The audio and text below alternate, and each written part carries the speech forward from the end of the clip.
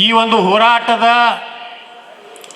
ಬಳ್ಳಾರಿ ಜಿಲ್ಲೆಯ ಕಂಪ್ಲಿ ತಾಲೂಕಿನಲ್ಲಿ ಎರಡನೇ ಹಂತದ ಹೋರಾಟವನ್ನು ಇವತ್ತು ನಾವು ಪ್ರಾರಂಭ ಮಾಡಿದ್ದೀವಿ. ಮೊದಲೇ ಹಂತದ ಹೋರಾಟ ಭಾಳ ಯಶಸ್ವಿಯಾಗಿದೆ. ನಾವು ಮಾಡಿದಂಥ ಹೋರಾಟದ ಫಲ ಇವತ್ತು ಕೇಂದ್ರ ಸರ್ಕಾರ ಎಷ್ಟು ಕೆಟ್ಟ ಒಂದು ಕಾನೂನು ಈ ದೇಶದಲ್ಲಿ ಇತ್ತು ಅನ್ನೋಂಥದ್ದು ಸಹ ಗೊತ್ತಿರಲಿಲ್ಲ.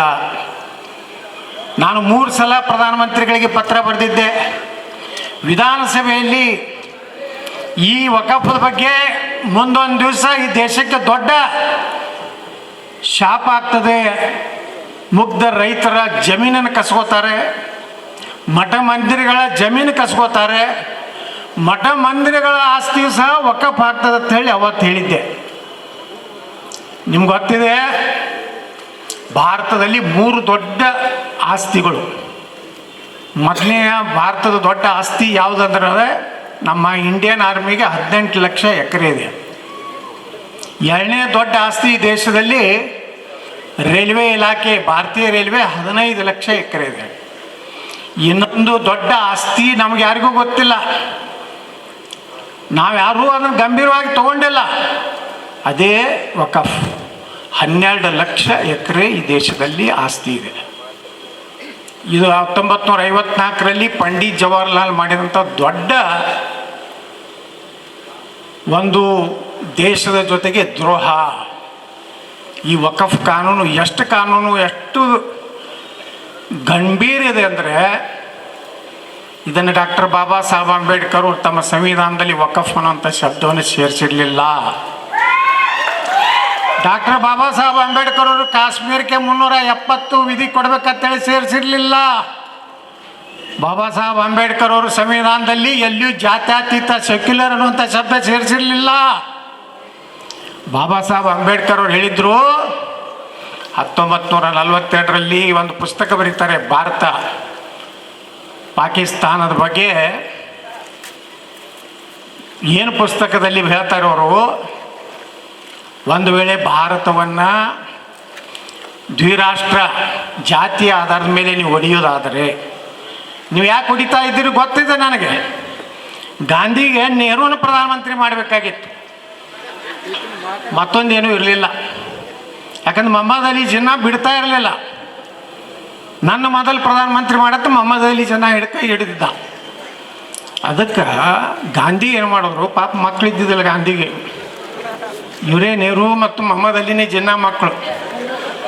ಇವರಿಬ್ಬರಿಗೆ ಒಬ್ಬನಿಗೆ ಪಾಕಿಸ್ತಾನ ಕೊಟ್ಟರು, ಒಬ್ಬನಿಗೆ ಭಾರತ ಕೊಟ್ಟರು.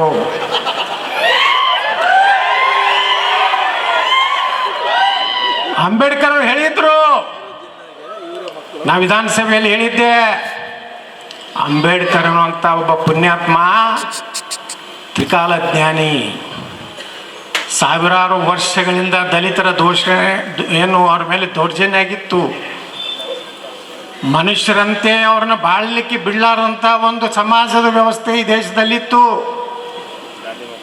ಮುಂದೊಂದು ದಿವಸ ಹಿಂಗಾಗ್ಬೋದು, ಭಾರತ ಪಾಕಿಸ್ತಾನ ಅಂತ 2 ದೇಶ ನೀವು ಮಾಡೋದೇ ಆಗಿದ್ದರೆ, ಆತ್ಮಸಾಕ್ಷಿಯಾಗಿ ನಂದು ಒಪ್ಪೋದಿಲ್ಲ 2 ದೇಶ ಮಾಡಲಿಕ್ಕೆ. ಇದು ಅಂಬೇಡ್ಕರ್ ಹೇಳಿದ್ದು. ಅವ್ರು ಹೇಳ್ತಾರೆ, ಬಾಬಾ ಸಾಹೇಬ್ ಅಂಬೇಡ್ಕರ್ ಅವರು ದ ಪಾರ್ಟಿಷನ್ ಆಫ್ ಪಾಕಿಸ್ತಾನದ ಬುಕ್ಕ ಓದ್ರಿ ನೀವು. ಇದು ನಾ ಹೇಳಿದ್ದಲ್ಲ. ಯಾರು ಇಷ್ಟು ದಿವಸ ಅಂಬೇಡ್ಕರ್ ವಿಚಾರನೆ ನಮ್ಗೆ ಗೊತ್ತಿಲ್ಲ. ಬರೀ ಅಂಬೇಡ್ಕರ್ ಮೀಸಲಾತಿ ಕೊಡಿಸಿದ್ರು, ಅಂಬೇಡ್ಕರ್ ಮೇಲ್ಜಾತಿ ವಿರೋಧಿ ಇದ್ದರು, ಅಂಬೇಡ್ಕರ್ ಹಿಂದೂ ವಿರೋಧಿ ಇದ್ರು ಅನ್ನೋಂಥದ್ದನ್ನೇ ನಮ್ಮ ಕಲ್ಪನೆ ಕೊಟ್ಟರು ಹೊರತು, ಆ ಪುಣ್ಯಾತ್ಮ ಅಂಬೇಡ್ಕರ್ ಅವತ್ತು ಹೇಳಿದ್ದು ಇವತ್ತು ಸತ್ಯ ಈ ದೇಶದಲ್ಲಿ ಆಗ್ತಾ ಇದೆ. ಬಾಬಾ ಸಾಹೇಬ್ ಅಂಬೇಡ್ಕರ್ ಏನು ಹೇಳಿದ್ರು, ಒಂದು ವೇಳೆ ಭಾರತವನ್ನು ಜಾತಿ ಆಧಾರ ಮೇಲೆ ಒಡೆಯೋದಾಗಿದ್ದರೆ, ಭಾರತದಲ್ಲಿರುವ ಕೊನೆಯ ಮುಸ್ಲಿಂ ಪಾಕಿಸ್ತಾನಕ್ಕೆ ಹೋಗಬೇಕು, ಪಾಕಿಸ್ತಾನದಲ್ಲಿರುವಂಥ ಹಿಂದೂಗಳು ದಲಿತರು ಭಾರತಕ್ಕೆ ಬರಬೇಕು ಅಂದ್ರೆ ಮಾತ್ರ ಭಾರತ ಶಾಂತ ಇರ್ತದ. ಎಲ್ಲಿ ಇಸ್ಲಾಂ ಧರ್ಮ ಇರ್ತದ, ಮತ್ತೊಂದು ಧರ್ಮ ಅವರನ್ನು ಸಹೋದರತ್ವ ನೋಡ್ಲಿಕ್ಕೆ ಸಾಧ್ಯ ಇಲ್ಲ. ಅವರೆಂದೂ ಅಣ್ಣತಮ್ಮರ ತಿಳ್ಕೋದಿಲ್ಲ. ನೀವು ತಿಳ್ಕೊಂಡಿರಿ, ಜಮೀರ್ ಬಾಯಿ, ಮಹಬೂಬ್ ಬಾಯಿ, ಗೈಬೂಸು ಬಾಯಿ, ನೀವು ತಿಳ್ಕೊಂಡ್ರಿ ಕಂಪ್ಲಿಯವರು. ಇವತ್ತು ನೋಡಿದೆ ನಾನು ಕಂಪ್ಲಿ ಊರಾಗ ಒಂದು ಜಮೀರಂದು, ಇನ್ನೊಬ್ಬ ಅವನು APMC ಅಧ್ಯಕ್ಷ ಆಗಲ್ಲ, ಹಬೀಬಾ ಅದೀಬಾ ಆ ಫೋಟೋದಾಗ ಎಲ್ಲರೂ ಮಹರ್ಷಿ ವಾಲ್ಮೀಕಿ ಅವ್ರ ಫೋಟೋ ಐತೇನು? ಇವರಿಬ್ಬರು ನಡ್ಬರಕ್ಕ ನಮ್ಮ ಕಂಪ್ಲಿ ಶಾಸಕರು ಜೋತಾಡ್ಲಕತ್ತಾರ. ಅವ್ರು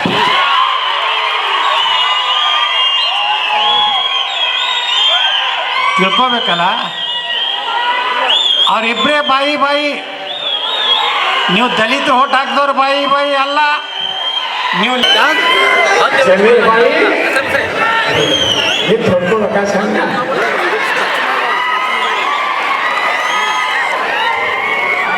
ವಿಚಾರ ಮಾಡ್ರಿ. ನಾವು ಎಂದರೆ ನೀವು ಸುಧಾರಣೆ ಆಗೋರು, ಎಂದರೆ ಉದ್ಧಾರ ಆಗೋರು ನೀವು ಹಿಂದೂಗಳು. ಬರೀ ಜಾತಿ ಜಾತಿ ಜಾತಿ. ಹೌದಪ್ಪ, SC ST ಜನಾಂಗಕ್ಕೆ ಮೀಸಲಾತಿ ಅಂಬೇಡ್ಕರ್ ಕೊಟ್ಟಿದ್ದು ಯಾಕೆ? ಆ ಜನಾಂಗದ ಅಭಿವೃದ್ಧಿ ಮಾಡಕ್ಕೆ MLA MP ನೀವು. ಬಳ್ಳಾರಿ ಒಳಗೆ 185 ಕೋಟಿ ವಾಲ್ಮೀಕಿ ಹಗರಣ ಆಯ್ತು. ಬಳ್ಳಾರಿ ನಿಮ್ಮ ಊರಿಗೆ ಒಂದೈತ ರೊಕ್ಕ, ವಾಲ್ಮೀಕಿ ರೊಕ್ಕ. ನಿಮ್ಗೆ ಬಂಗಾರನು ಬಂದ್ಬಿಟ್ಟಿರ್ಬೇಕು, ದಾರುನು ಬಂದ್ಬಿಟ್ಟಿರ್ಬೇಕು.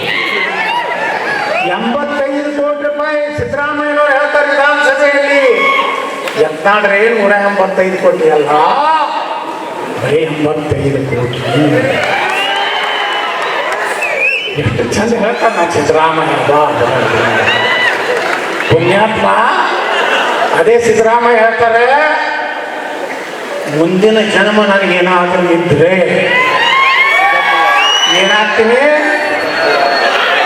ಸಾಬ್ ಆಗ್ತೀನಿ ತರ ಹಾಲ ಮಟ್ಟದ ಸಂಗೊಳ್ಳಿ ರಾಯಣ್ಣ ಆಗುವುದೇ ಅಲ್ಲ. ಮತ್ತೆ ಇಂಥವ್ರು ಹುಟ್ಟದ ಮ್ಯಾಗ ಹಿಂದೂಗಳು ಹೆಂಗ್ ಉದ್ಧಾರ ಆಗ್ತಾರೆ ಈ ದೇಶನಾಗ? ಈಗ ನನಗೆ ಕೇಳಿದ್ರೆ ತಿಳ್ಕೊರಿ ಪತ್ರಕರ್ತರು, ಮುಂದಿನ ಜನ್ಮ ಎತ್ತಾಡ್ರೆ ನೀವು ಏನಾಗಿ ಹುಟ್ಟಬೇಕಂತೀರಿ ಕೇಳಿದ್ರ, ನಾ ಹಿಂದೂ ಧರ್ಮದಾಗ ದಲಿತರೇ ಆಗಲಿ, ವಾಲ್ಮೀಕರೇ ಆಗಲಿ, ಹಾಲು ಮತದ ಆಗಲಿ, ಆ ಜಾತಿಯಾಗ ಹುಡ್ತೀನಿ. ಖರೆ ತಪ್ಪಿ ಸಹಿತ ಸಾವಿರ ಆಗುವುದಿಲ್ಲ. ಇದನ್ನ ನಾವು ಹೇಳ್ತೀವಿ. ಸಿದ್ದರಾಮಯ್ಯ ಹೇಳ್ತಾರ, ಎಂತ ಪವಿತ್ರ ಧರ್ಮ. ಸಂತ ಕನಕದಾಸರ ಭಕ್ತಿಗೆ ಮೆಚ್ಚಿ ಕೃಷ್ಣ ಉಡುಪಿಯೊಳಗೆ ಬಿಡ್ತಿದ್ದಿಲ್ಲ ಅನ್ಯ ಜಾತಿಯವರಿಗೆ, ಅಲ್ಲಿ ಒಳಗೆ ಹೋಗ್ಲಿಕ್ಕೆ ಬಿಡ್ತಿದ್ದಿಲ್ಲ ನಮ್ಮೆಲ್ಲ ಜಾತಿಯವರಿಗೆ. ಆ ಸಂತ ಕನಕದಾಸನ ಭಕ್ತಿಗೆ ಮೆಚ್ಚಿ ಆ ಕಡೆ ಮಾಡಿ ಇದ್ದಿದ್ದು ಹೊಳ್ಳಿ ಈ ಕಡೆ ಮಾಡಿ ನಿಂತ್ಬಿಟ್ಟು ಕೃಷ್ಣ. ಮತ್ತು ಹಿಂದೂ ಧರ್ಮದಲ್ಲಿ ಜಾತಿ ಎಲ್ಲ ಐತ್ರಿ. ಬ್ರಾಹ್ಮಣರ ಮ್ಯಾಗ ಸಂಘ ಹೋಗಿದ್ದಾರೆ ಎಲ್ಲರೂ. ಬ್ರಾಹ್ಮಣರು ಇದು ಬ್ರಾಹ್ಮಣೀಕರಣ ಅಂತ. ಹೌದಪ್ಪ, ಕೃಷ್ಣ ಯಾವ ಜಾತಿ ಅವ? ಗೊಲ್ಲ. ವಾಲ್ಮೀಕಿ ಯಾವ ಜಾತವರು? ವಾಲ್ಮೀಕಿ, ಮಹರ್ಷಿ ವಾಲ್ಮೀಕಿ ಅವರು. ರಾಮ ಯಾವ ಜಾತಿ ಅವಪ್ಪ? ಕ್ಷತ್ರಿಯ. ಬ್ರಾಹ್ಮಣರು ಯಾರದಾರಪ್ಪ ಇದ್ರೊಳಗ? ರಾವಣ ಬ್ರಾಹ್ಮಣ. ಅದು ಬ್ರಾಹ್ಮಣರು ರಾವಣನ ಪೂಜೆ ಮಾಡೋದಿಲ್ಲ. ಯಾರ್ದು ಮಾಡ್ತಾರ? ರಾಮನ ಪೂಜೆ ಮಾಡ್ತಾರ. ಬಾಬಾ ಸಾಹೇಬ್ ಅಂಬೇಡ್ಕರ್ ಒಂದು ಆಕಾಶವಾಣಿಯ ಒಂದು ಸಂವಿಧಾನವನ್ನ ದೇಶಕ್ಕೆ ಸಮರ್ಪಣೆ ಮಾಡಿ ದಿವಸ ರಾತ್ರಿ ಒಂದು ಆಕಾಶವಾಣಿಗೆ ಒಂದು ಇಂಟರ್ವ್ಯೂ ಕೊಡ್ತಾರೆ ಬಾಬಾ ಸಾಹೇಬ್ ಅಂಬೇಡ್ಕರ್. ಅದರಲ್ಲಿ ಎಷ್ಟು ಚಂದ ಮಾತು ಹೇಳ್ಯಾರ ಅಂಬೇಡ್ಕರ್. ಭಾರತದಲ್ಲಿ ರಾಮಾಯಣ ಯಾರು ಬರೆದ್ರು? ಮಹರ್ಷಿ ವಾಲ್ಮೀಕಿ ಬರೆದ್ರು. ಮಹಾಭಾರತ ಯಾರು ಬರೆದ್ರು? ವೇದವ್ಯಾಸರು. ವೇದವ್ಯಾಸರು ಯಾರು? ಗಂಗಾ ಮತಸ್ಥರು. ಹೌದಲ್ಲ? ಭಾರತದ ಸಂವಿಧಾನ ಯಾರು ಬರೆದ್ರು? ಬಾಬಾ ಸಾಹೇಬ್ ಅಂಬೇಡ್ಕರ್ ಬರೆದ್ರು. ಯಾವ ಬ್ರಾಹ್ಮಣರು ಬರಲಿಲ್ಲ, ಲಿಂಗಾಯತರು ಬರಲಿಲ್ಲ, ಯಾರು ಬರಲಿಲ್ಲ. ಬಂಧುಗಳು, ದೇಶ ನಿಂತಿದ್ದೆ ಹಿಂದುಳಿದ ದಲಿತ ಎಲ್ಲ ಸಮುದಾಯದ ಆಧಾರದ ಮೇಲೆ ಕೃಷ್ಣ ಅವು ಕುರುಬದಾನ ಅಂತ ಹೇಳಿ ಹೊಳ್ಳಿಲ್ಲ. ಸಂತ ಕನಕದಾಸನ ಭಕ್ತಿಗೆ ಮೆಚ್ಚಿ ಒಂದು ಮೂರ್ತಿ ಹೊಳ್ಳಿರ್ತದಂದ್ರೆ ಶಕ್ತಿಯಲ್ಲಿರ್ತಂದ್ರೆ ಭಕ್ತಿಯಲ್ಲಿದೆ. ಅದಕ್ಕೆ ಅಂಬೇಡ್ಕರ್ ಹೇಳಿದ್ರು, ಪಾಕಿಸ್ತಾನ ಕೊಡೋದಿದ್ರೆ ಕೊಟ್ಟು ಬಿಟ್ರಪ್ಪ ಹೋಗಿದ್ರು, ಅದನ್ನು ಉಳಿಬಾರದಲ್ಲಿ ಒಂದು ಗೊಡ್ಡ ಟಪಿ ಕಾಣಿಸ್ಬಾರ್ದು ಭಾರತದೊಳಗೆ ಅಂತ ಹೇಳಿದ್ರು. ನಿನ್ನೆ ನಮ್ಮ ಕಂಪ್ನಿ ಶಾಸಕರು ಪ್ರೆಸ್ ಮೀಟ್ ಮಾಡಿದ್ರು. ಅವ್ರು ಎಡಕ ಬದಕ ಗಡ್ಡದ ಅಡಿಗೆ ಕೂತಿತ್ತು. ನೋಡಿದಾನ ನಿನ್ನ ಕಳ್ಸಿದ್ರು ನಮ್ಗೆ ವಿಡಿಯೋ. ಅಲ್ರಿ ಯಾರು ಹಿಂದೂಗಳು ಕುಂಕುಮ ಹಚ್ಬೋದು, ಇಪ್ಪತ್ತು ಹಚ್ಬೋದು, ಪಂಡ ಹಚ್ಬೋದು, ನಾನು ಸಿಗಲೇ ಇಲ್ಲ ನಿಮ್ಗೆ. ಎಂತಾದ್ರೂ ಬಂದ್ರೆ ಗಲಭೆ ಆಗ್ತದೆ. ನೀವು ಹಣ್ಣಿಕ್ಕಿದ 85 ಕೋಟಿ ರೂಪಾಯಿ ತಿಂದಾರಲ್ರಿ ನಿಮ್ಮ ಸಮುದಾಯದ್ದು, ಒಮ್ಮೆಲೆ ಬಾಯಿ ತೆಗೆದಿರಾ ಅಂತ ಹೇಳಿ. ಏನ್ರಿ ನಮ್ಮ ಸಮಾಜ ರೊಕ್ಕ ತಿಂದಿರ್ತು. ಒಮ್ಮೆಲೆ ನಾವು ರಮೇಶ್ ಜಾರಕಿಹೊಳಿ ಕೇಳಿವಿ, ಅರವಿಂದ್ ಲಿಂಬಾವಳಿ ಅವರು, ಕುಮಾರ್ ಬಂಗಾರಪ್ಪನವರು ಇವತ್ತು ಹೈಕೋರ್ಟಿಗೆ ಹೋಗಿ ನಾವು ಸಿದ್ದರಾಮಯ್ಯನವ್ರು ಕೇಳಿದೆ, ಅಹಿಂದ ಅಹಿಂದ ನಾನೇ ಅಹಿಂದ ನಾಯಕ. ಯಾರ್ದು ತಿಂದಿರಿ ರೊಕ್ಕಾಗಿ ನೀವು ಅಹಿಂದ ನಾಯಕರೇ? ಆ 185 ಕೋಟಿ ರೂಪಾಯಿ ಒಂದು ವಾಲ್ಮೀಕಿ ಜನಾಂಗದ ಒಂದೊಂದು ಕುಟುಂಬಕ್ಕೆ 1 ಲಕ್ಷ ಕೊಟ್ಟಿದ್ರೆ 18,500 ಕುಟುಂಬಕ್ಕೆ 1 ಲಕ್ಷ ರೂಪಾಯಿ ಸಿಗ್ತಿತ್ತು. ಒಬ್ಬ ವಾಲ್ಮೀಕಿ ಸಮಾಜದ ಒಂದು ಅಂಗಡಿ ಹಾಕೊಂಡಿರ್ತಿದ್ದ, ಆಟೋ ರಿಕ್ಷಾ ತಗೋತಿದ್ದ, ಕಿರಾಣಿ ಅಂಗಡಿ ಹಾಕ್ತಿದ್ದ, ಬರೀ 1 ಲಕ್ಷ ಕೊಟ್ಟಿದ್ರು. ಆ 185 ಕೋಟಿಯಾಗ 85 ಕೋಟಿ ರೂಪಾಯಿ ತಂದು ಬಳ್ಳಾರಿ ಇಲೆಕ್ಷನ್ ಮಾಡಿದ್ರಲ್ಲ, ಕುಮಾರ್ ನಾಯಕರು ಇಲೆಕ್ಷನ್ ಮಾಡಿದ್ರೆ ಎಲ್ಲದಾರಿ ಕುಮಾರ್ ನಾಯಕರು ಎಲ್ಲರ ಬಾಯಿ ತಗದಾರ ಲೋಕಸಭೆಯಲ್ಲಿ ತೆಗದಾರೇನ್ರಿ?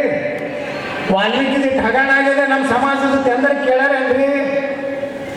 ಕೇಳಿದವ್ರು ಯಾರು ಇವತ್ತು? ರಮೇಶ್ ಜಾರಕಿಹೊಳಿ. ನಾವು ಪಾದಯಾತ್ರೆ ಮಾಡ್ತೀನಿ ಅಂದಿವಿ. ನಾವು ರಮೇಶ್ ಜಾರಕಿಹೊಳಿ, ಕುಮಾರ್ ಬಂಗಾರಪ್ಪ, ಅರವಿಂದ್ ಲಿಂಬಾವಳಿ, ಸಿದ್ದೇಶಣ್ಣ, ನಮ್ಮ ಹರೀಶು, NR ಸಂತೋಷ್ ಎಲ್ಲರೂ ಕೂಡಿ ವಾಲ್ಮೀಕಿ ಜನಾಂಗನ ಹಣ ತಿಂದಿವಿ. 24,000 ಕೋಟಿ ರೂಪಾಯಿ SCP TSP ಯಾವ ದಲಿತರಿಗೆ ಹಿಂದುಳಿದವರಿಗೆ ವಾಲ್ಮೀಕಿ ಜನಾಂಗ ಖರ್ಚು ಮಾಡಬೇಕಾದಂತ 24,000 ಕೋಟಿ ರೂಪಾಯಿ ಗ್ಯಾರಂಟಿ ಒಳಗೆ ಹಾಕಿರಿ. ಅಕ್ಕಿ 5 kg ಅಲ್ವಾ, 10 kg ಅಕ್ಕಿ ಪುಕ್ಕಕ್ಕೇನು ಬರಲೇ ಇಲ್ಲ. ಅದು 5 ಕಿಲೋ ಬರೋದು ನರೇಂದ್ರ ಮೋದಿ ಕೊಳ್ಳಕತ್ತ ಪುಣ್ಯಾತ್ಮ. ಅದೇನೋ ಶಕ್ತಿ ಯೋಜನೆ, ಶಕ್ತಿ ಯೋಜನೆ ಫಾಯ್ದೆ ಅಂತ ಹೇಳಿರಲ್ರಿ. ನಮ್ಮ KSRTC ಭಯಂಕರ ಲಾಭ ಇದೆ. ಮಹಿಳೆಯರು ಬಹಳಷ್ಟು ಓಡಾಡ್ತಾ ಇದ್ದಾರೆ, ಪುಕ್ಕಟ್ಟಾಗಿ ಓಡಾಡ್ತಾ ಇದ್ದಾರೆ. ಗಂಡಸರು ಕಾಪಾಡ್ರಿ. ಇವತ್ತು 15% ಹೆಚ್ಚಾರ ಮಾತ್ರ ಗಂಡಸರಿಗೆ ಊಟ. ನಮ್ಮ ಹೆಣ್ಮಕ್ಳಿಗೆ ಪಾಪ ಅವ್ರಿಗೆ 8 ದಿವಸ ಧರ್ಮಸ್ಥಳಕ್ಕೆ ಹೋಗ್ತಾರೆ ಹೇಳಿ ನೋಡೋಣ. 2 ದಿವಸ ಸೌದತ್ತಿ ಎಲ್ಲಮ್ಮ ಹೋಗ್ತಾರೆ. ವರ್ಷ ದಿನ ಹೋಗ್ಲಕ್ಕ ಆಗ್ತದೆ. ನಮ್ಮ ಗಂಡಗೆ ಅಡಿಗೆ ಮಾಡೋರ ಈ ಗಂಡಂದೇರು ಅಡಿಗೆ ಮಾಡೋದು ಕಲಿಬೇಕಾಗತ್ತೆ. ಯಾಕಂದ್ರೆ ಪ್ರವಾಸ ಇರ್ತಾರೆ. ನಿಮಗೆ ಡಬಲ್ ಹಾಕ್ಬೇಕತ್ತ, ಅದು ತೆಗೆದು ಅಲ್ಲೇ ಹಾಕ್ಬೇಕತ್ತಾರ, ಅದು ನಿಮ್ಗೆ ಗೊತ್ತಾಗಲ್ಲ. ಇವತ್ತು ನೋಡ್ರಿ ಒಕ್ಕಪ್ಪಿ ಅಷ್ಟು ದೊಡ್ಡ ಶಾಪ್ ಐತಿ. ನೀವು ಎಂದ್ರೆ ವಿಚಾರ ಮಾಡಿ ಬರೀ 180 ಎಕರೆ ಕೊಡ್ತೀರಿ ನೀವು ಕಂಪ್ನಿ ಒಳಗೆ. ಇನ್ನೊಂದು ಮುಖ ಕೊಡ್ತಿಲ್ಲ. ಇನ್ನೊಂದು ಲಿಸ್ಟ್ ಐತಿ ಅವ್ರ ಬಲ್ಲಿ. ಬಿಜಾಪುರ ನಮ್ಮ ಜಮೀರ್ ಅಹಮದ್ ಖಾನ್, ನಿಮ್ಮ ಊರು ತುಂಬ ಬೋರ್ಡ್ ಹಾಕ್ಯಾರಲ್ಲ ಜಮೀರ್ ಅಹಮದ್. ಅವ್ರ ಅಟ್ಟೆ ಹೋಗಿ ಹಾಕ್ಯಾರ. ಗಣೇಶ ಹೋಗಿಲ್ಲ, ನೀವು ಯಾರು ಹಾಕಿಲ್ಲ. ಅವ್ರ ಅಟ್ಟೆ ಹಾಕ್ಯಾರ ಕಾಣಿಸ್ತದೆ, ಹೌದಲ್ಲ? ಹಮ್ ಬಿದರ್ಸೆ ಅಲ್ಲೇ ಹೇಳಿದ್ರೆ ಕಾಣಿಸ್ತದೆ. ಹಮ್ ಬಿದರ್ಸೆ ಜಾಯಂಗೆ इंशाअल्लाह अल्लाह अल्लाह अल्लाह। ये मुसलमानों का कब्रिस्तान हराना चाहिए, शैतान घबराना चाहिए। अकेले जमीर अहमद खान इधर चालू माड़ा डीसी एसी के है सब वकफ करना है. अब इधर हरी ऊरे ने पाटी गाड़ी होगी पूर्ति वकफ. 8 ಎಕರೆ ಗುಡ್ಡದ್ರೆ ಬೀದರ್ ಜಿಲ್ಲಾದಾಗ ಸಣ್ಣ ಜಿಲ್ಲಾ ಇಡೀ ಕರ್ನಾಟಕದಾಗ 8 ಎಕರೆ 15,000 ಎಕರೆ ವಕಫ್ ಆಗಿದೆ. ಬಸವಣ್ಣ ಬಗ್ಗೆ ಭಾಳ ಮಾತಾಡ್ತಿರ್ತಾನೆ ಕಂಡ್ರೆ ಪಂಡ್ರೆ. ದಕ್ಷಿಣ ಆಫ್ರಿಕಾದಿಂದ ಬಂದಾರ, ನಡ್ಕೊಂಡು ಬಂದಾರ ವೀರಶೈವ ಸಮಾಜ. ಆ ಕಂಡ್ರೆ ಹೇಳ್ತಾರ ಬೀದರ್ನಾಗ ಬಸವ ಒಂದು ಮಂದಿರ ಐತಿ ಊರಾಗೆ ಬೀದರ್ನಾಗ, ಅದು ವಕಫ್ ಆಗಿದೆ. ಬಸವಣ್ಣ ಏನು ಅನುಭವ ಮಂಟಪ ನಡೆಸ್ತಿದ್ದಾರೆ ಅಲ್ಲಂ ಪ್ರಭು ಅವರ ಒಂದು ಅಧ್ಯಕ್ಷತೆಯಲ್ಲಿ. ಅಲ್ಲಿ ಯಾವ ಪೀರ ದರ್ಗಾ ಐತಿ? ಪೀರ್ ಸಾಬ್ ದರ್ಗಾ ಐತಿ. ಅದ್ರ ಬಗ್ಗೆ ಯಾವನು ಮಾತಾಡೋದಿಲ್ಲ. ಅಲ್ಲಿ ದನ ಕಡಿತಾರೆ ಎಲ್ಲಿ? ಅನುಭವ ಮಂಟಪದಾಗ. ಎಲ್ಲಿ ಅಲ್ಲಂ ಪ್ರಭು ಕೊಂಡಿರ್ತಿದ್ರು. ಬಸವಣ್ಣ ವಾದ ಮಾಡ್ತಿದ್ದ. ಅಕ್ಕಮಾದೇವಿ 770 ಶರಣರು ಜಗತ್ತಿನ ಮೊದಲನೇ ಪಾರ್ಲಿಮೆಂಟ್, ಜಗತ್ತಿನಲ್ಲಿ ಪಾರ್ಲಿಮೆಂಟ್ ಆಫ್ ಸಿಸ್ಟಮ್ ತಂದವರೇ ಯಾರು? ವಿಶ್ವಗುರು ಬಸವಣ್ಣ ಬಂಧುಗಳೇ. ಇವತ್ತು ಅನುಭವ ಮಂಟಪ ತೀರ್ ಭಾಷೆ ದರ್ಗಾಗಿದೆ, ಅಲ್ಲಿ ಗೋ ಹತ್ಯೆ ಆಗ್ತಾ ಇದೆ. ಯಾರು ಇವತ್ತು ಮಾತಾಡ್ತಾರೆ? ಬಸವಣ್ಣ ಅಭಿಮಾನಿಗಳು ಇವತ್ತೇನು ಇಬ್ಬರು ಪುಣ್ಯಾತ್ಮರು ಬಂತಾರಲ್ಲ ನಮ್ಮ ವೇದಿಕೆ ಮೇಲೆ, ಇಂಥವ್ರ ಸಂಖ್ಯೆ ಭಾಳ ಕಡಿಮೆ ಆಗೈತಿ. ಸ್ವಾಮಿಗಳು ಅವ್ರು ಬರೀ ವಿಧಾನಸೌಧಗೆ ಅಡ್ಡಾಡಕತ್ತಾರೆ, ಕ್ಯಾನಿ ಹಾಕೊಂತ. ನಮ್ಗಿಂತ ಎಮ್ ಎಲ್ ಎ ಬಂದ್ಬಿಟ್ಟು ಅವರೇ ಹೆಚ್ಚಿಗೆ ತೊಗೊಂಡು ಕೂತಿರ್ತಾರೆ. ಮಠದ ಕೆಲಸ ಇಲ್ಲ, ಧರ್ಮದ ಕೆಲಸ ಇಲ್ಲ. ಈಗ ನಮ್ಮ ಗುರುಗಳು ಹಂಪಿ ಗುರುಗಳು ಹೇಳಿದ್ರು ಲವ್ ಜಿಹಾದ್ ವಿರುದ್ಧ ಹೋರಾಟ ಮಾಡ್ಲಕತ್ತಾರ. ಮತಾಂತರ, ಮುಸ್ಲಿಮಕ್ಕೆ ಮತಾಂತರ ಅದನ್ನು ವಾಪಸ್ ಹಿಂದೂ ಧರ್ಮ ತರುವಂತ ಕೆಲಸ ಮಾಡ್ಲಕತ್ತಾರ. ಅಂತರ್ಜಾತಿ ವಿವಾಹ ಮಾಡೋದ್ರ ಮೂಲಕ ನಮ್ಮ ಸಮಾಜದಲ್ಲಿರುವಂತ ಮೇಲು ಕೀಳು ತೆಗಿಬೇಕನ್ನೋಂಥದ್ದು ಚಿಂತನೆ ಮಾಡಿ ಇವ್ರು ಪಾದ ಪೂಜೆ ಮಾಡಬೇಕು. ಮುಖ್ಯ ಸ್ವಾಮಿಗಳಿಗೆ ಪಾದ ಪೂಜೆನೂ ಮಾಡಕ್ಕೆ ಹೋಗ್ಬೇಕು. ಎಷ್ಟು ಮಂದಿ ದೊಡ್ಡ ದೊಡ್ಡ ಸಾಧುಗಳು ಬಾಯಿ ತೆಗೆದಾರೆ ಹೇಳ್ರಿ ಕರ್ನಾಟಕದಾಗ? ಇವರೆಲ್ಲ ಬರೇ ದೊಡ್ಡ ದೊಡ್ಡ ಲೀಡರ್ಗಳ ಮನೆಯಾಗ ಇರ್ತಾರೆ. ಸಿದ್ದರಾಮಯ್ಯ ಮನ್ಯಾಗ, ಯಡಿಯೂರಪ್ಪ ಮನ್ಯಾಗ, ಶಾಮನೂರು ಶಿವಶಂಕರ ಮನ್ಯಾಗ, ಇವ್ರು ದೊಡ್ಡ ಲೀಡರ್ಗಳು ಲಿಂಗಾಯತರಿ. ಶಾಮನೂರು ಶಿವಶಂಕರಪ್ಪ ವೀರಶೈವ ಸಭಾ ಅಧ್ಯಕ್ಷ, ಕೆಲಸ ಇಲ್ಲ ಬಗೆಸ. ಏನಪ್ಪ ಅಂದ್ರೆ ಕೋಟ ದಿಲ್ಲಿಗೆ ಹೋಗೋದು, वीरसे लिंगायत का करोड़ हमारा वोट है, मैं फुल उसका कांग्रेस में लीडर हूँ ಅಂತ ಇವರು ಹೋಗೋದು, ನಮ್ಮಲ್ಲಿ ಲೀಡರ್ ಅದೇ ಮಾಡೋದು. ಇವರೆಲ್ಲ ಲಿಂಗಾಯತ ಕೂಟ ತಗೊಂಡು ಮುಖ್ಯಮಂತ್ರಿ ಆಗಬೇಕು ಅನ್ನೋರೇ ಹೊರತು ಸಮಾಜಕ್ಕೆ ಇವತ್ತು ಮಠಗಳ ಮೇಲೆ ಒಗ್ಗಪ್ಪ ಹಾಕಿದ್ರು ಒಬ್ಬರು ಬಾಯಿ ಬಿಟ್ಟಾರೆ ಹೇಳ್ರಿ. ಮತ್ತೆ ಇಂಥ ಸ್ವಾಮಿಗಳಿಗೆ ಹೋಗಿ ಯಾಕಂದ್ರೆ ಕೆಲಸ ಇಲ್ಲ ನಮ್ಗೆ. ಈಗೇನು ಬಂದು ಧೈರ್ಯದಿಂದ ಹೆಂಗಂತ ವೇದಿಕೆಯನ್ನು ಹಾಕೊಂಡು ವಕಫ್ ಕಾನೂನು ರದ್ದು ಆಗ್ಬೇಕಂತವ್ರೆ ನಿಜವಾದಂತ ಹಿಂದೂ ಸಮಾಜದ ಪ್ರಾಣಿಗಳು. ಅವರಿಗೆ ಪಾದ ಮುಟ್ಟಿ ನಮಸ್ಕಾರ ಮಾಡಿ. ಪುಕ್ಷೇತ್ರ ಸ್ವಾಮಿ ಒಬ್ಬೊಬ್ಬ ಸ್ವಾಮಿ ಹೇಳ್ತಾನೆ, ಲಿಂಗಾಯತ ಧರ್ಮ ಇಸ್ಲಾಂ ಧರ್ಮ ಒಂದೇ. ನಿನ್ನೆ ಪಾಕಿಸ್ತಾನ ಒಂದು ಇದು ಓದ್ದೆ, ಇವತ್ತು ಮುಂಜಾನೆ ಸ್ವಂತ ಅವರ ಸ್ವಂತ ಅವ್ರ ತಾಯಿನ ಲಗ್ನ ಆಗಿಬಿಟ್ಟಾನ. ಲಿಂಗಾಯತರಿಂದ ತಾಯಿನ ಲಗ್ನ ಆಗ್ತಾರನ್ರಿ, ಮಗಳನ್ನ ಲಗ್ನ ಆಗ್ತಾರನ್ರಿ, ಗೋಮಾಸ ತಿಂತಾರೇನ್ರಿ. ಈ ಸ್ವಾಮಿಗಳು ಸುಮ್ಮನೆ ಕೆನೆ ಹಾಕೊಂಡು ಬಸವಣ್ಣನ ಅಬ್ರು ಕೈಲಾಕತ್ತಾರ. ಇವ್ರು ಎಂದೂ ವಕಫ್ ಬಗ್ಗೆ ಮಾತಾಡೋದಿಲ್ಲ. ಇಂಥ ಸ್ವಾಮಿಗಳ ನೇತೃತ್ವ ಈ ದೇಶಕ್ಕೆ ಬೇಕಾಗಿದೆ. ಇವತ್ತೇನು ಪ್ರಯಾಗರಾಜದಲ್ಲಿ ಏನು ನಡೀಲಾಕತ್ತಂತ ಹಿಂದೂ, ನೀವು ಜಾಗೃತ ಆಗ್ಬೇಕು. ಜಾತಿ ಜಾತಿ ಬಿಟ್ಟು ಬಿಡ್ರಿ. ಮುಸಲ್ಮಾನರಿಗೂ 40 ಜಾತಿ ಅದಾವ. ಇನ್ನಾನು ಪಾಕಿಸ್ತಾನದಾಗ ಸಿಯಾ ಸುನ್ನಿ ಸಿಯಾ ಜರ್ಗಾಕ ಮಸೀದಿಗೆ ಅವ್ರು ನಮಾಜ್ ಮಾಡಬಾರ್ದು, ಅವ್ರ ಮಸೂದಿ ಒಳಗೆ ಇವ್ರು ನಮಾಜ್ ಮಾಡಬಾರ್ದು. ಹೊಡೆದಾಟ ಆಗ್ತಾನೆ. ಇನ್ನ ಆ ಬಾಂಬ್ ಎಲ್ಲಿ ಹಾಕ್ತಾರೆ, ಅವ್ರಿಗೆ ಅವರೇ ಬಾಂಬ್ ಹಾಕೋತಾರೆ. ನಿಮ್ಮನೆ ಬಿಡ್ತಾರ. ನೀವಿದ್ರೆ ಭಯ ಭಯ ಭಯ. ರಂಜಾನ್ ಬಂದ್ಕೊಂಡು ನೋಡಿ ಹೇಗೆ ಜಳಕಾನ ಮಾಡಿದ್ರೆ ಬರೀ ಆಗ್ತಿರ್ತಾರೆ. ನಿಮ್ಮ ಹಣೆ ಬಾರ ನೀವು ಎಂದೂ ಭಯ ಆಗೋದಿಲ್ಲ. ನಿಮ್ಗೆ ಭಯ ಯಾರಂದ್ರೆ ವಾಲ್ಮೀಕಿ ಲಿಂಗಾಯತ ಭಯ ಆಗವ, ದಲಿತ ವಾಲ್ಮೀಕಿನಲ್ಲಿ ಭಯ ಆಗವ. ಒಬ್ಬ ಮೇಲ್ಜಾತಿ ಕೀಳುಜಾತಿ ಅನ್ನುವಂಥ ಶಬ್ದ ತಗೊಂಡು ಅಂಬೇಡ್ಕರ್ ಅವ್ರ ವಿಚಾರಗಳು ಈ ದೇಶದಲ್ಲಿ ಬರಬೇಕಾಗಿದೆ. ಸಂವಿಧಾನ ಉಳಿಬೇಕು ಅಂತ ಹೇಳ್ತಾರೆ ಎಲ್ಲರೂ. ಬಿಜೆಪಿ ಬಂದ್ರೆ ಸಂವಿಧಾನ ತೆಗೆದಾಕ್ತಾರೆ ಅಂತ ಹೇಳ್ತಾರೆ. ಹಿಂದೂ ಸಮಾಜ ಇರುವವರಿಗೆ, ಭಾರತದಲ್ಲಿ ಹಿಂದೂ ಮೆಜಾರಿಟಿ ಇರುವವರಿಗೆ ಸಂವಿಧಾನ ಇರ್ತದೆ. ಇವತ್ತು ಬಂಗಾಳದಲ್ಲಿ ಬಾಂಗ್ಲಾದೇಶದಲ್ಲಿ ನೀವು ನೋಡ್ತಾ ಇದ್ದೀರಿ, ನಿನ್ನೆ ಒಂದು ಕಾನೂನು ಮಾಡ್ಯಾರ, ಇನ್ನು ಮ್ಯಾಗ ಹಿಂದೂಗಳು ಸರ್ಕಾರಿ ನೌಕರದಲ್ಲಿ ಇರುವುದಿಲ್ಲ. 100% ಮುಸ್ಲಿಮರೇ ಸರ್ಕಾರಿ ನೌಕರದಾರರು.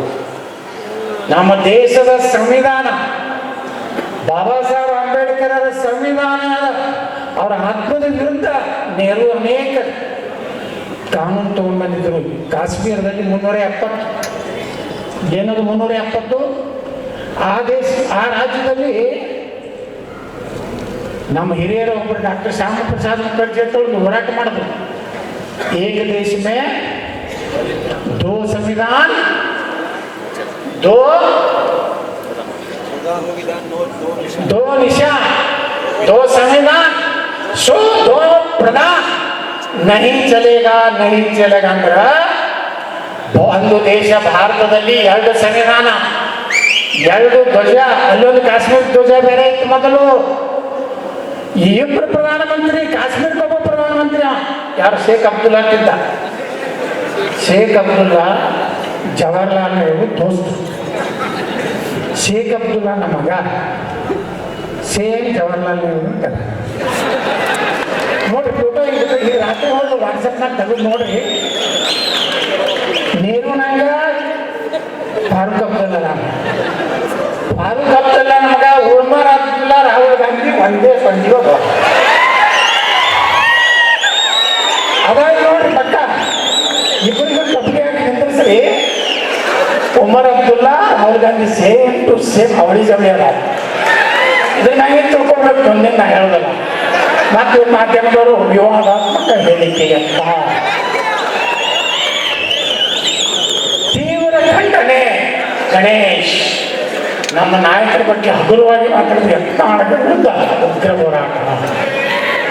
ನೀವು ಮಾಡಿದ್ದು ಇದೇ ಮಾಡಿ ದೇಶನಾಗ 370 ವಿಧಿ ಒಳಗ SC ST ಗ್ರಾಮ ಪಂಚಾಯತಿ ಮೆಂಬರ್ ಆಗಕ್ಕೆ ಬರ್ತಿದ್ದಿಲ್ಲ, ಕಾಶ್ಮೀರ್ನಾಗ MLA ಆಗಕ್ಕೆ ಬರ್ತಿದ್ದಿಲ್ಲ, MP ಆಗಕ್ಕೆ ಬರ್ತಿದ್ದಿಲ್ಲ, ಮುನ್ಸಿಪಾಲಿಟಿ ಮೆಂಬರ್ ಆಗಕ್ಕೆ ಬರ್ತಿಲ್ಲ SC ST ಜನಾಂಗದವರು.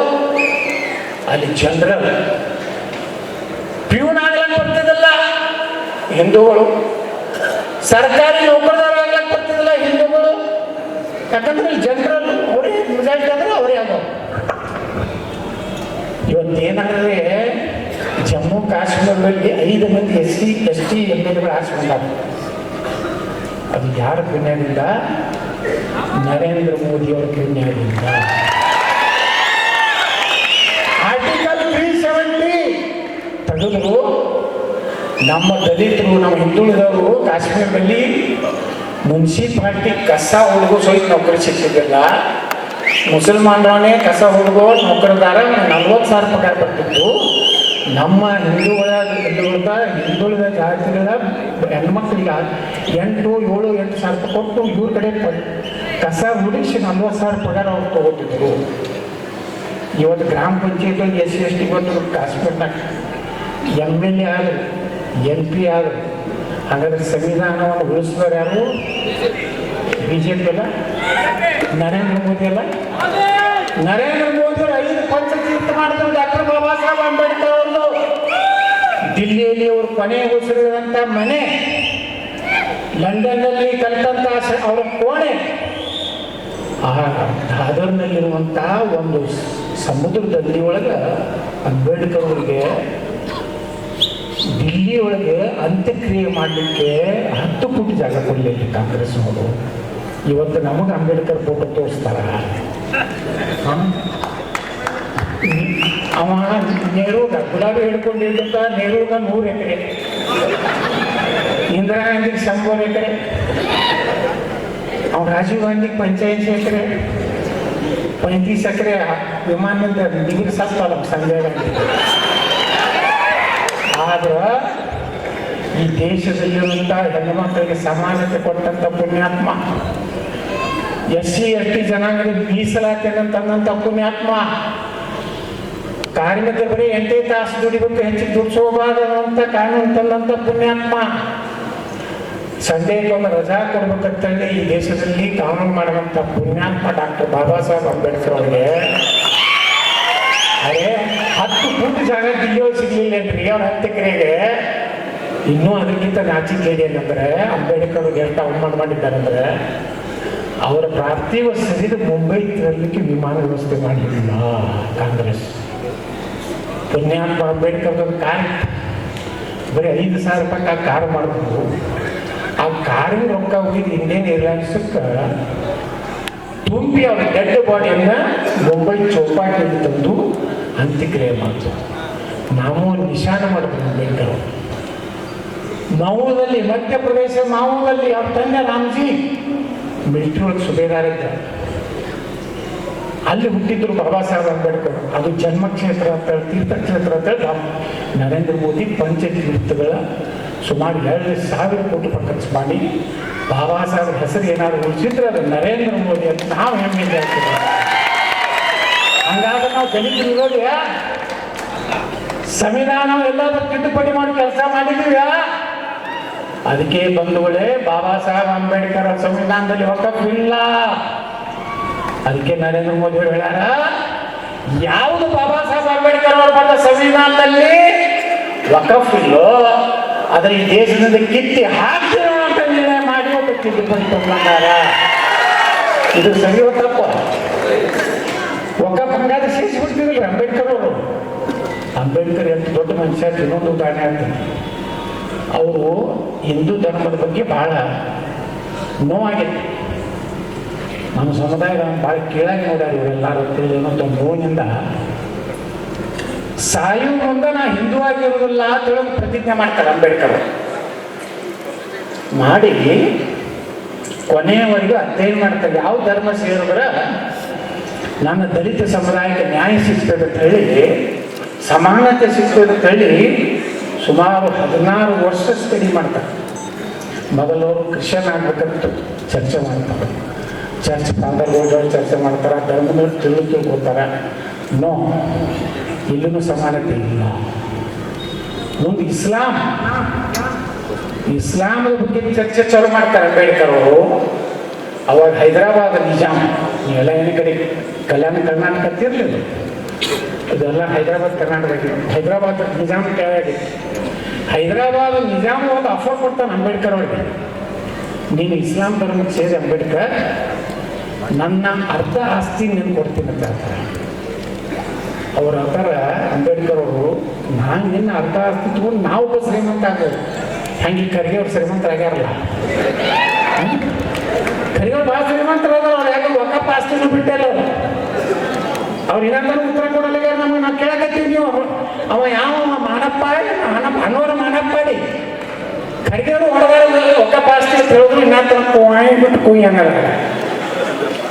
ಆದ್ರೆ ಅಂಬೇಡ್ಕರ್ ಅವ್ರು ಹೇಳ್ತಾರ, ನನ್ನ ಕುಟುಂಬದ ಸಲುವಾಗಿ, ನನ್ನ ದಲಿತ ಸಮುದಾಯ ಇಸ್ಲಾಮಕ್ಕೆ ಒಂದು ವೇಳೆ ನಾನು ಮತಾಂತರ ಆದಂದ್ರೆ ಭಾರತ ರಾಷ್ಟ್ರಾಂತರ ಆಗ್ತದೆ, ಭಾರತದ ಸಂಸ್ಕೃತಿ ಹಾಳಾಗ್ಬಾರ್ದು. ರಾಷ್ಟ್ರಾಂತರ ಅಂದ್ರೆ ಏನು? ಈಗೇನು ಕೆಲವೊಂದು ಶಂಕ ಹೊಡಿತಾರಲ್ಲ, ದಲಿತ ನೀವು ಭೀಮ್ ಬಾಯಿ ಐತೆ. ನೀವು ಭೀಮ್ ಅಂದ್ರೆ ಏನು? ಸಾಬ್ರು ದಲಿತರು ಒಂದಾಗುದು, ಮ್ಯಾಗಿನ ಜಾತಿಯನ್ನು ಹೊಡಿತೀವಿ. ಇದು ನೀವು ಭೀಮ್ ಬಾಯಿ. ಅವಾಗ ಹೇಳ್ತಾರೆ ಅಂಬೇಡ್ಕರ್, ಯಾವ ಕಾಲಕ್ಕೂ ಇಸ್ಲಾಮದಲ್ಲಿ ಸಮಾನತೆ ಇಲ್ಲ, ನಾ ಸೇರೋದಿಲ್ಲ ಅಂತ ಇಸ್ಲಾಂ ರಿಜೆಕ್ಟ್ ಮಾಡ್ತಾರೆ. ಒಂದು ಸಿಖ್ ಧರ್ಮದ ಬಗ್ಗೆ ಚರ್ಚೆ ಮಾಡ್ತಾರೆ, ಅಲ್ಲೇನೋ ಇದು ಏನೋ ಅಸ್ಪೃಶ್ಯತೆ ಅದನ್ನು ರಿಜೆಕ್ಟ್ ಮಾಡ್ತಾರೆ. ಕೊನೆಗೆ 1956 ಕೊನೆ ನಿರ್ಣಯ ತಗೋಬೇಕಾಗ್ತದೆ. ಯಾಕಂದ್ರೆ ಅವ್ರಿಗೆ ಪ್ರತಿಜ್ಞೆ ಇರ್ತದೆ, ಸಾಯುವಂತ ಮಂದಿ ಮಾತ್ರ ನಾನು ಹಿಂದೂ ಇರುವುದಿಲ್ಲ ಅಂತೇಳಿ ಭಾರತೀಯ ಸಂಸ್ಕೃತಿಯ ಒಳ ಹೊಕ್ಕಿರುವಂತ, ನಮ್ಮ ದೇಶದ ಸಂಸ್ಕೃತಿಗೆ ಏನೂ ತೊಂದರೆ ಆಗದಂತ ಬೌದ್ಧ ಧರ್ಮವನ್ನ ಡಾಕ್ಟರ್ ಬಾಬಾ ಸಾಹೇಬ್ ಅಂಬೇಡ್ಕರ್ ಅವರು ಸೇರ್ತಾರೆ ಬಂಧುಗಳೇ. ಅದಕ್ಕೇ ಬಾಬಾ ಸಾಹೇಬ್ ಅಂಬೇಡ್ಕರ್ ನಮ್ಮ ಪೂಜ್ಯನೀಯರು.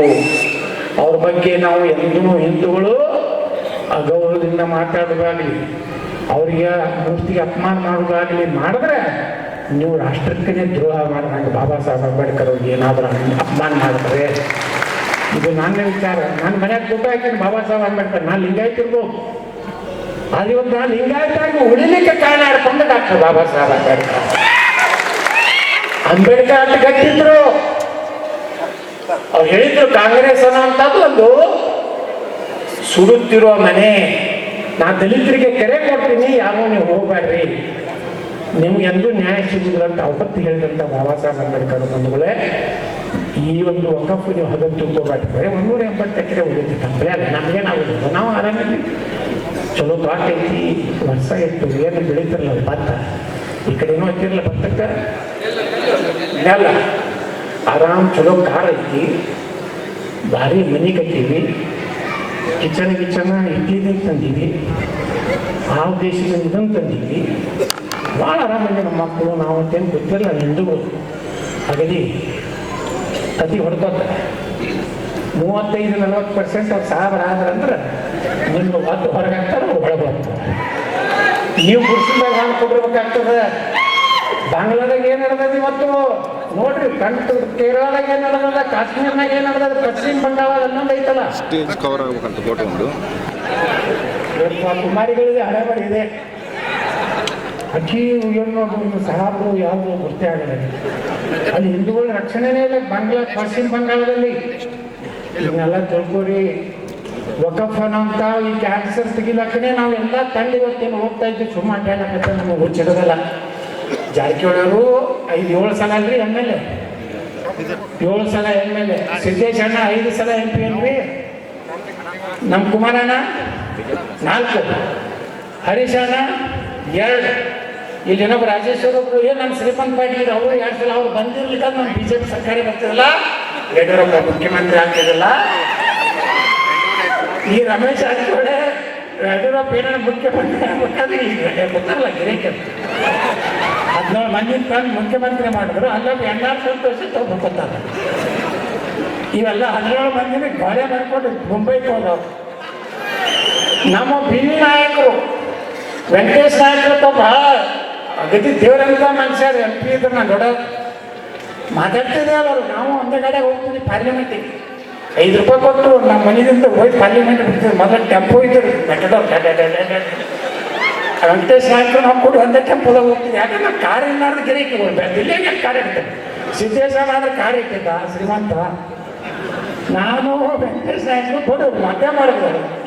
BV ನಾಯಕರಿಗೂ ಮೊನ್ನೆ ಇದು ರಾಯಚೂರು ಮಾಧ್ಯಮದವ್ರೆ ನಿಮಗೊಂದು ಸನ್ಮಾನ ಮಾಡಬೇಕು.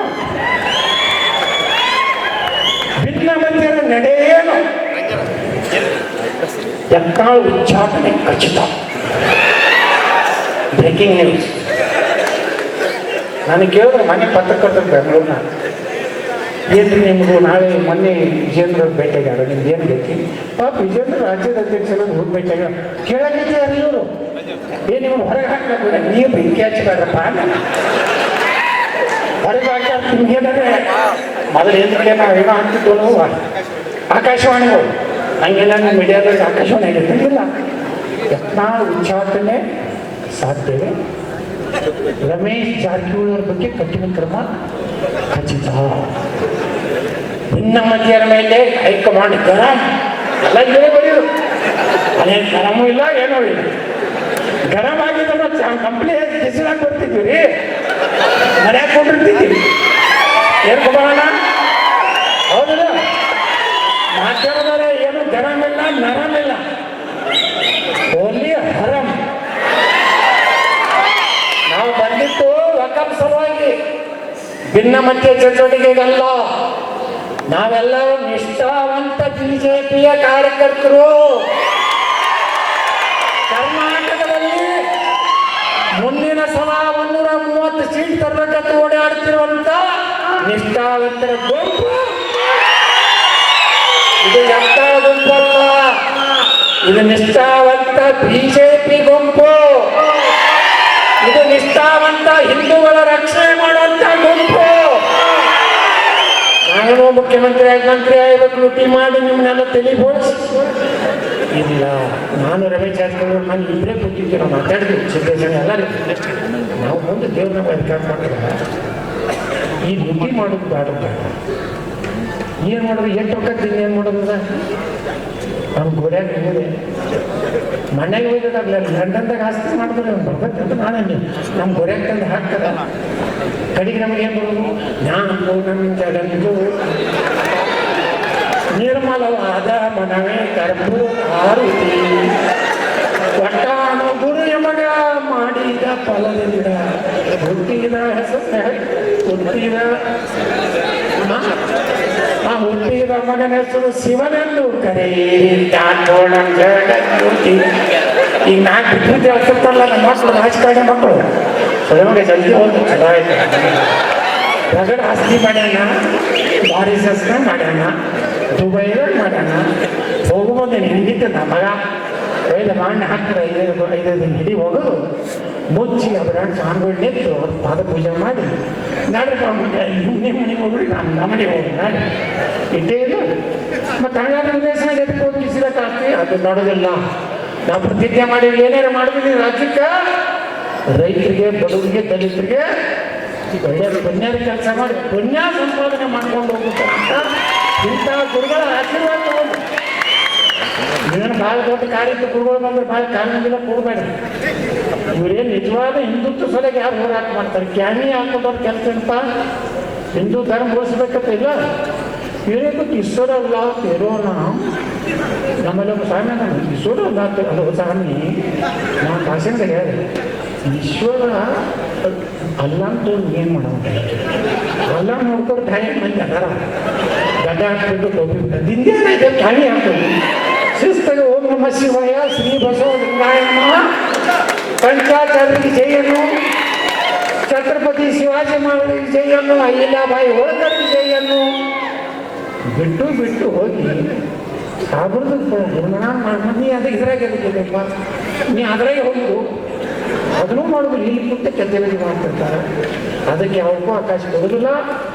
ವಕಫ್ ದೇಶದಿಂದ ನಿರ್ಮೂಲನೆ ಆಗ್ಬೇಕು ಅನ್ನೋಂಥ ಬರೀ ಅಮೆಂಡ್ಮೆಂಟ್ ಅಲ್ಲ, ನಾವೆಲ್ಲ ಹೋರಾಟ ಮಾಡಿದ್ರೆ ಫಲ. ದಿಲ್ಲಿ ಒಳಗೆ 3 ತಾಸು ಕೊಡ್ತೀವಿ ಜಗದಂಬಿಕಾ ಪಾಲ್ದೊಳಗೆ ಎತ್ತು ಗಾಬರಿ ಅದು ಹಿಂಗೈತೆ ಈ ಕಾನೂನು.